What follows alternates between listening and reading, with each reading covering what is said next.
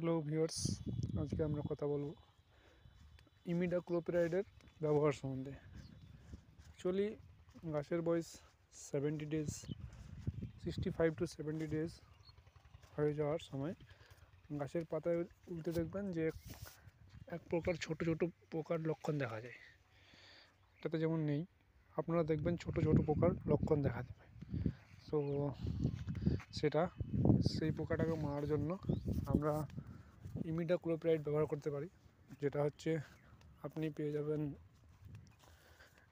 Builder নামে পাবেন, যেটাতে ইমিডাক্লোপিরাইড 17.8% অ্যাসেল ফর্মে থাকে, বা আপনি প্লান্ট রেমিডাইজ কোম্পানির A1 নিতে পারেন, ওটাতে সেম কম্বিনেশন থাকে। আর এটা যদি আপনি না ব্যবহার করেন তো আপনি দেখবেন ধীরে ধীরে গাছ লালচে হয়ে গেছে, এবং এই পোকাগুলো সাধারণত 10 থেকে 15 দিনের মধ্যে পুরো ক্ষেতকে নষ্ট করে দিতে পারে, এবং পুরো ক্ষেত দেখবেন একবার লালচে রঙের হয়ে গেছে।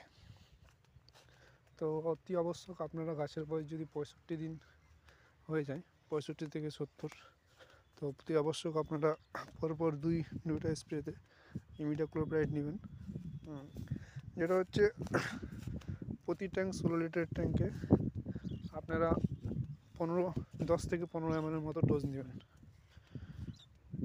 Thank you.